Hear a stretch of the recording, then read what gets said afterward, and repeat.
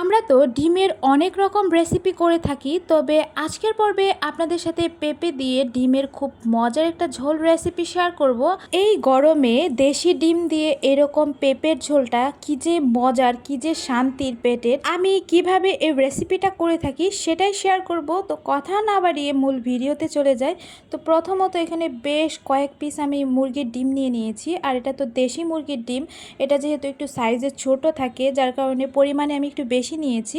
হালকা একটু লবণ দিয়ে আমি খুব সুন্দরভাবে বয়েল করে নেব ডিমটা। আর লবণ দিলে কিন্তু ডিম বয়েলটা যখন খোসা ছাড়াবো তখন কিন্তু খুব সুন্দরভাবে খোসা ছাড়ানো হয়ে যায়। আর এদিক দিয়ে আমি কাঁচা পেঁপে কেটে নিয়েছি, কিউব কিউব করে কেটে। তারপর চুলায় একটা কড়াই বসিয়ে দিয়ে পর্যাপ্ত পরিমাণ সয়াবিন তেল দিয়ে দিয়েছি। দেওয়ার পর এখানে সবগুলো ডিম হালকা একটু ফ্রাই করে নিব।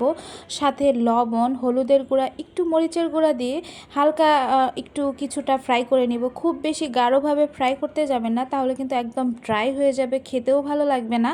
যার কারণে আমি হালকা একটু ফ্রাই করে নেব। আর এখানে দেখতে পাচ্ছেন কি কি দিয়েছি, হলুদের গুঁড়া, মরিচের গুঁড়া আর লবণ। তো সব কিছু দিয়ে আমি খুব সুন্দরভাবে বেশ কিছুক্ষণ সময় নিয়ে এই তো ফ্রাই করা হয়ে গিয়েছে। আমি এখন এটা জাস্ট উঠিয়ে নিব। আপনারা দেখলেই বুঝতে পারবেন যে কোন পর্যায়ে আমি উঠিয়ে নিয়েছি। আমাদের বাসায় মানে পেঁপে দিয়ে ডিমের এই ঝোলটা সবাই অনেক বেশি পছন্দ করে, আর যখনই রান্না করি এরকম অনেকগুলো রান্না করি, মানে সবাই অনেক বেশি পছন্দ করে বিধায়। তো এদিক দিয়ে আমি আর কি পেঁপেটা হালকা একটু বয়েল করে নিয়েছি, তাহলে রান্না করলে টেস্টটা ভালো আসে। তারপর সেম ডিমের কড়াইয়ে এখানে আস্ত জিরা দিয়ে দিয়েছি তেলের মধ্যে, আর রসুন কুচি, পেঁয়াজ কুচি দিয়ে খুব সুন্দরভাবে বেশ কিছুক্ষণ একটু ভেজে নেব। খুব লাল লাল করা যাবে না, হালকা একটু ভেজে নেওয়ার পর এখানে একটা বাটা মশলা ব্যবহার করব, যেটাতে সব কিছু আমি পরিমাণ মতো দিয়ে ব্লেন্ড করে নিয়েছি। আদা, রসুন, পেঁয়াজ, কাঁচামরিচ, জিরা সব একসঙ্গে দিয়ে পরিমাণ মতো দিয়ে আমি ব্লেন্ড করে নিয়েছি। সেটার মিশ্রণটাই এখানে দিয়ে দিয়েছি। খুব বেশি দেব না, কারণ এটা আমি একটু ঝোল ঝোল করে রান্না করব। আর মশলার পরিমাণটা কম দিলে খেতে মানে টেস্টটা অনেক বেশি ভালো আসে। তারপর ভেজে নেওয়ার পর এখানে পানি দিয়ে একে একে হলুদের গুঁড়া, মরিচের গুঁড়া, ধনিয়ার গুঁড়া, গরম মশলার গুঁড়া আর পরিমাণ মতো লবণ দিয়ে দিয়েছি। দিয়ে এই মশলাটা খুব সুন্দরভাবে এখন আমি কষিয়ে নিব।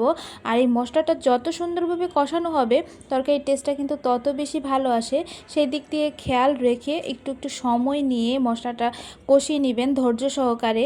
আমার কাছে মনে হয় এই গরমে অতিষ্ঠ হয়ে মানে এই খাবারগুলো পেটকে অনেক বেশি শান্ত রাখে, যার কারণে আমার কাছে এই রেসিপিটা আজকে আমি করে নিয়েছি। অনেক বেশি গরম পড়েছে, আপনারা কিন্তু বাসায় একবার ট্রাই করে দেখতে পারেন। আর এই দিক দিয়ে কথা বলতে বলতে মশলার ভিতরে আমি তো পেঁপেগুলো দিয়ে দিয়েছি, যেটা হাফ বয়েল করে নিয়েছিলাম, দিয়ে খুব সুন্দরভাবে এখন কষিয়ে নেব। আর এটা কিন্তু অবশ্যই কষিয়ে নেবেন, মানে পেঁপেটা দেওয়ার সঙ্গে সঙ্গে কিন্তু পানিটা ব্যবহার করবেন না। তারপর বেশ কিছুক্ষণ এরকম নেড়ে চেড়ে মানে পানিটা যখন একদম শুকিয়ে যাবে তখন পরিমাণ মতো এখানে পানি ব্যবহার করতে হবে। আমি যেহেতু এটা ঝোল ঝোল তরকারি রান্না করব, বেশ কিছুটা ঝোল রাখবো, যার কারণে পরিমাণে একটু বেশি ঝোল দিয়ে দিয়েছি। ঝোলটা দেওয়া হয়ে গেলে জাস্ট ঢাকনা দিয়ে ঢেকে দিব। এখন এই পর্যায়ে তেমন কোনো কাজ নেই। তো কিছুক্ষণ পর এখানে যে ডিমগুলো আমি বয়েল করে রেখেছিলাম ডিমগুলো দিয়ে দিব। দিয়ে দেওয়ার পর আবারও বেশ কিছুক্ষণ নেড়ে চেড়ে জাস্ট ঢাকনা দিয়ে ঢেকে দিব। আর এই পর্যায়ে আমার সবগুলো উপকরণ এই তরকারিতে দেওয়া হয়ে গিয়েছে। এখানে আর কোনো কিছু অ্যাড করতে হবে না, তবে লবণটা একটু চেক করে দেখতে পারেন যে লবণ ঠিক আছে কিনা। যদি না থাকে তো এই পর্যায়ে একটু লবণ ব্যবহার করতে পারেন। তো আমার সব কিছু ঠিক ছিল, আর তরকারিটা জাস্ট অসাম ছিল। দেশি মুরগির ডিম দিয়ে এরকম পেঁপের ঝোল কি যে মজার, মানে আপনারা যারা যারা পছন্দ করেন তারা তো জানেনই কতটা স্বাদের হয়ে থাকে। তো এটাই ছিল আমার এই তরকারির ফাইনাল লুক। কেমন লাগলো অবশ্যই জানাবেন। সবাই ভালো থাকবেন, সুস্থ থাকবেন। আল্লাহ হাফেজ।